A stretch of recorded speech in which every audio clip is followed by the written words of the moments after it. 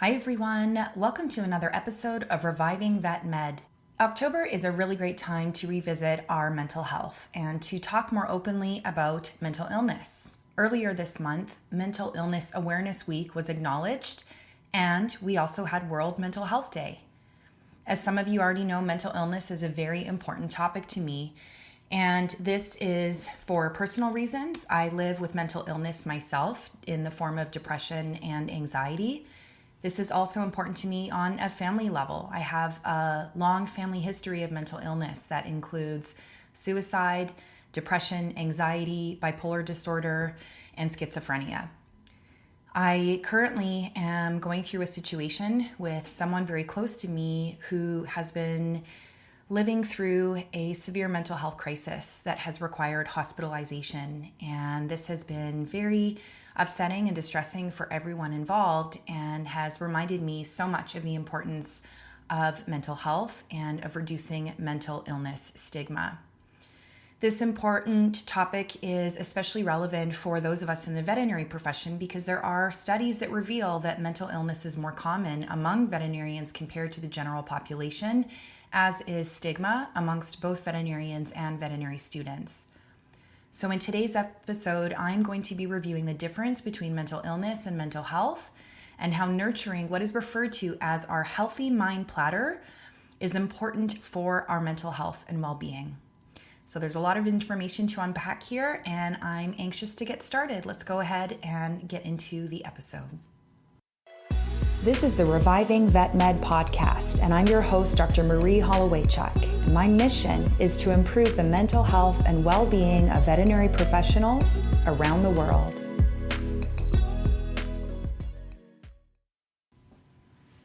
So I think it's really important anytime we have a conversation about mental health and mental illness to really get clear on the difference between the two.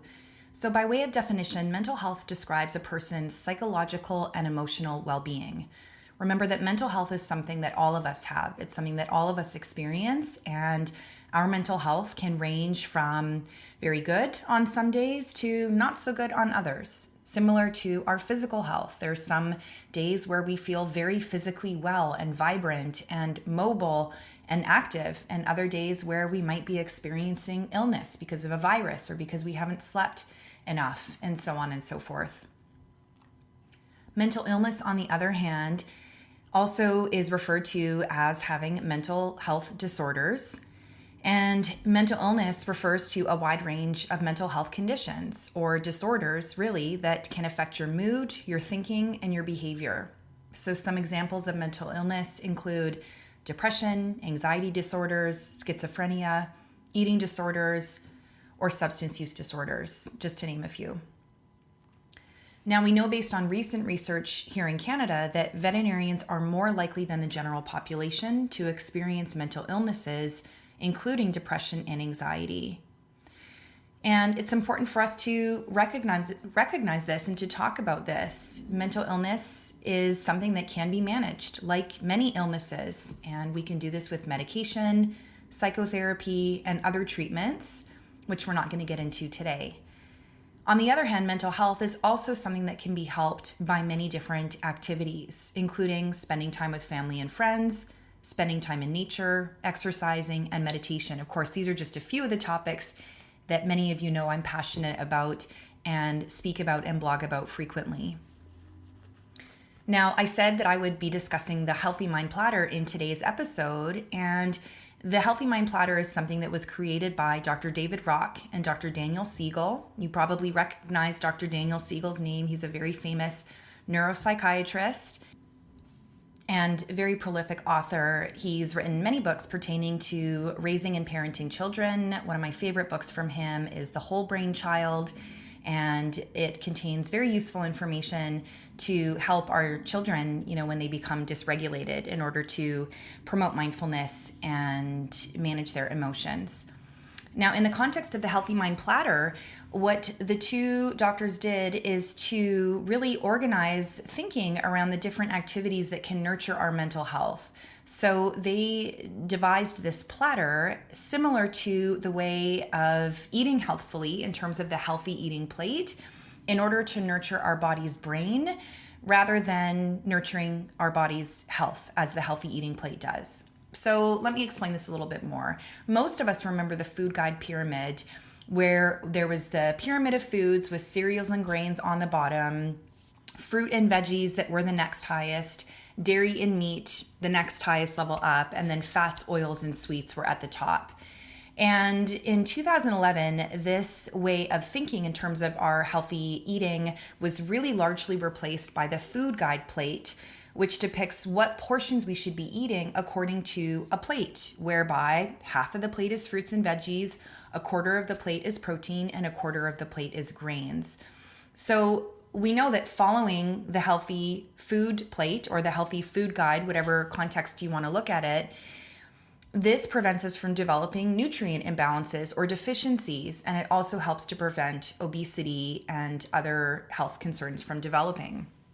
And the Healthy Mind Platter is very similar in this way, in that Dr. David Rock and Dr. Dan Siegel created the Healthy Mind Platter so that we would know how to fill our days in terms of ensuring that we have activities that nourish our mind, keep our neural pathways functioning in a healthy way, thereby improving our mental health and helping to prevent mental illness.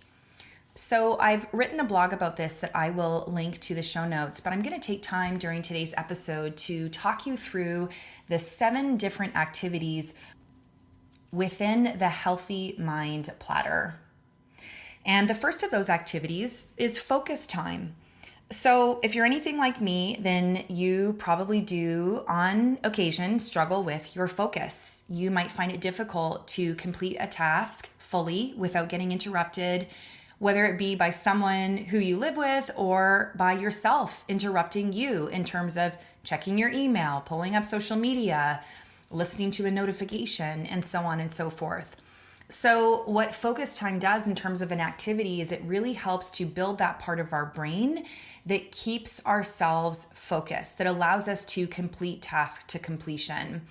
And the way that you would practice focus time would be to set out to complete a task without any interruption. So very often if I'm doing something like writing a blog or editing a paper, I will make sure that my email is closed, that my social media is logged out, and then I have no distractions, and I commit to following through with the task until it is completed.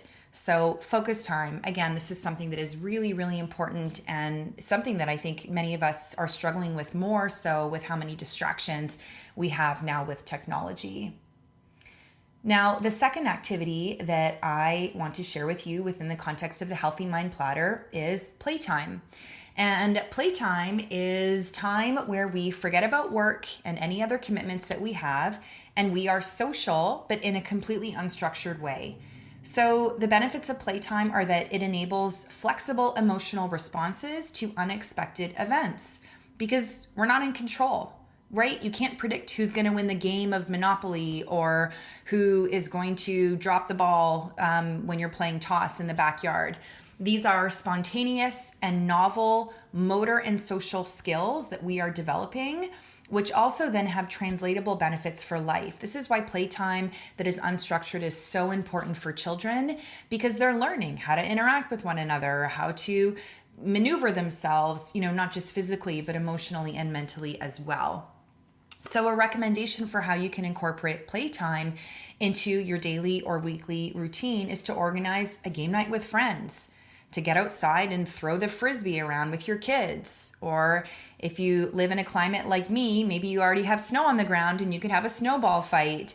Really, whatever you can do to surround yourself with other people who are playful, willing to engage in play, and not have any set structure around how that play is going to unfold. Now, the third component of the Healthy Mind Platter I'd like to share with you is connecting time. So it's really important to recognize the importance of feeling connected. Social experiences and really perceived emotional support. So having the perception that we have people in our lives that we can rely on if things get tough is directly related to mental health because it has a buffering effect on stress. So what that means is the more I feel that I have good social supports and connections in my life, the less likely I am to succumb to very stressful circumstances. So this is really important for us to make time for really satisfying social relationships. And there's research to demonstrate that those who do make time for the relationships in their life have a more positive outlook on life. They have more secure attachments, and they have healthier interactions with other people. So really, really important. So how can we, create connection time or connecting time into our routine? We can make sure that we schedule time for this. So I really try to make a point of, on a weekly basis, scheduling a walk with a friend, a phone call with someone, some sort of opportunity to connect with someone who I trust and who I have a mutually beneficial relationship with. And, sometimes there's not an opportunity to do that in person, in which case I might leave a long voicemail for that person just to catch up, or we might connect over email. The point is that you want to continue to nurture these relationships so that you do feel during difficult times that you have people that you can call upon when you need support. Now, the fourth component of the Healthy Mind Platter is physical time. So we know through much research that has been done how important exercise is, not just for our physical health, but for our mental health as well. Regular exercise has been proven to maintain brain plasticity, to enhance learning and memory, and to reduce stress, anxiety, and depression. And I shared in the introduction that I live with depression and anxiety, and I can tell you firsthand that if I am not getting movement on a regular basis, usually in the form of a higher intensity exercise, that I definitely feel it in terms of my mental health and my energy. So definitely get into a habit of carving out time on a daily basis, certainly on a weekly basis, to have some form of physical activity. Now, I don't need to get into all the benefits because there is so much research to indicate really, again, on a physical and mental level, how important this is. And the guidelines really clearly do state that, at least from a cardiovascular health perspective, we should be getting about 150 minutes of cardiac pumping exercise per week. So something that elevates your heart rate. So that's about 30 minutes, 5 days a week. And I really try to aim for something physical 7 days a week in order to maintain my mental health on a regular basis. So whether you incorporate 30 minutes of heart rate increasing activity into your weekday routine, or whether you extend this into your weekend, I'll leave that up to you. You've probably heard me talk about exercise before, in which case you've heard my tips around the importance of scheduling this, being very specific with how you plan it. So not just saying, I'm going to exercise at some point tomorrow, but to say, I'm going to wake up at 6:30 and I'm going to do a 30-minute strength training exercise, that you really establish some sort of accountability, whether it's with a workout buddy or sharing your workout with a friend. All of these tools are going to ensure that you absolutely do commit to doing the exercise. Now, the fifth activity as part of the Healthy Mind Platter that I'm going to share with you is called Time In. So this is time dedicated to reflection, to self-awareness, to mindfulness, and really just paying attention to our present moment, and not in a judging way. So we're not sitting here and just scrutinizing our present moment, or we're not ruminating, and dwelling on what might be happening, but we are really noticing and having a little bit of distance from it. So you can do this on a regular basis by tuning into your physical senses, just noticing how your body feels, doing a 5, 4, 3, 2, 1 exercise. So thinking about 5 things that you can see, 4 things that you can hear, 3 things that you can touch, 2 things that you can smell, and 1 thing that you can taste. Any opportunity to tune in to the physical senses is going to bring you into the present moment, and is going to give you this opportunity to really notice what is happening, not just in your internal environment, but potentially externally to you as well.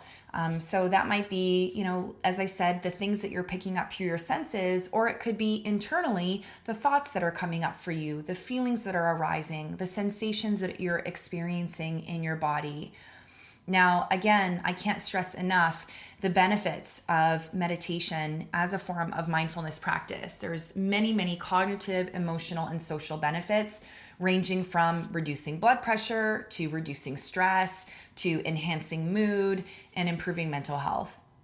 And we know that there is a lot of research as well amongst healthcare practitioners recognizing the importance of meditation and mindfulness on preventing burnout and increasing self-care. So there's a lot of evidence, even outside of the context of the Healthy Mind Platter, to suggest that this opportunity for time in, for pause, for reflection in a non-judging way is a really important thing that we can do on a regular basis for our mental health and well-being. Now, the sixth component of the Healthy Mind Platter is downtime. So what I mean when I say downtime is not necessarily what you might be thinking. So I'm not referring to leisure time. It's like, well, I got some downtime. Why don't we go visit a new coffee shop or go browse at, the store to look for those items I need for the spare room. This should be an activity whereby whatever happens in the moment, it's unplanned, that you're not setting an agenda. There's no particular goal. So some people might call it chilling out, lazing about, goofing off, but really it's about intentionally having no intention of doing anything that's pre-planned, which I know you're probably thinking, Marie, who has time for that? And I remember speaking with my psychologist many years ago, not someone who I've seen recently, but someone who I used to see. And I remember her saying to me how clear it was to her that I really needed to have more downtime in my day. And I said to her, you don't understand. I'm, scheduled on a minute by minute basis. This is how I stay productive, et cetera, et cetera. And she really emphasized to me how important it was to even just have 5 minutes of downtime. So I'm not suggesting that you take an entire day to just sit and do nothing. That wouldn't be realistic. And I'm not even sure that would be beneficial for your mental health. But to have moments of unstructured time within your day, or at the very least within your week, is really, really important for your mental health and well-being. This is something I've really tried to incorporate on my weekends with my daughter so that it's not planned out to the minute and that there is opportunity for the two of us to do, whatever might come up for us. And it worked out perfectly this weekend because we did happen to have a snowstorm and we went outside and we made a snowman. That was just ended up what happening. We sort of went outside with the idea of just doing whatever came to us, whether it be walking or playing with the snow or whatever it might be. And it ended up being that this was the playtime that we engaged in. So in some sense, we were able to practice not only downtime, but also playtime for the two of us as well. So I would urge you to start by carving out even 5 minutes a day or 30 minutes on the weekend. You could even do this, just on a moment by moment basis while you're waiting for an appointment or you're standing in line or you're on hold on the telephone, to do absolutely nothing. So not to pick up your phone and scroll, not to look for a distraction, but to sit and do nothing and see where your mind goes. And very often it is the best epiphanies that arise when we allow ourselves that downtime. And last but not least, for the Healthy Mind Platter, the seventh activity is sleep time. And we know, based on a ton of research, that sleep has tremendous benefits for us. There's lots of things that happen when we sleep, including processing our memories, integrating things that we did during the day, both emotionally and physically, regulating our emotions, boosting our creativity. Sleep is also needed for a lot of emotional and feeling processing that really allows us to wake up the next day with a fresh perspective. There's something to be said for the notion of sleeping on it, because our subconscious does a lot of processing and integrating while we sleep. And it's so important to do that so that we can make better decisions and better tune into and address our emotional experiences the next day. So I'm going to talk more about sleep time in an upcoming episode, but just briefly, I want to reinforce the recommendation, which is that most adults require at least 7 hours of sleep per day. On average, it's about 8 hours per individual. Some individuals need as many as 9 or more. and that this can include naps. So it does not necessarily have to be consecutive, although the research would suggest from a mental health perspective that consecutive sleep is better for those who experience mental illness. Now, the reason for that is because our REM sleep, REM, rapid eye movement sleep, is where our mind is moving and really the brain waves are such that it would seem that our mind was awake, but we are fully asleep. And what's happening during REM is that we are really processing those emotions. We're reliving those experiences we had during the day. This is where a lot of our dreams occur.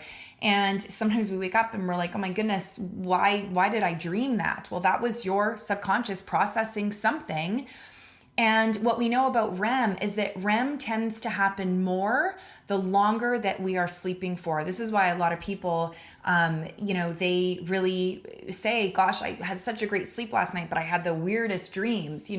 They probably had the quote unquote weirdest dreams, or they recognize their dreams because they slept long enough to experience many cycles of REM where they had those dreams. So again, if you're a person like me who lives with mental illness, then you will want to try and consolidate your sleep so that it can be for the longest duration of possible. Now, that said, there is research to show that a 10-minute nap during the day for many people does increase alertness and performance. So if you do not live with mental illness, then you could very well benefit from about a 10-minute nap. I think the sweet spot for napping is about 10 to 20 minutes. Gives you that boost of alertness without that sense of grogginess and sluggishness where you feel like you're waking up all over again. So at this time, there's not really a specific ratio or recipe for balancing these 7 components of a healthy mind. It's not like we have a plate or a pie that's divvied up into equal amounts of each one. Of course, it wouldn't be possible for us to have as much physical time in the day as we do sleep. The important thing is just for us to simply be aware of the spectrum of mental activities that we need to make sure that our brain stays healthy, and that we can do our best to set goals and establish habits that allow us to incorporate these activities into our lives as often and as best as we can. So that's it for this episode of Reviving Vet Med.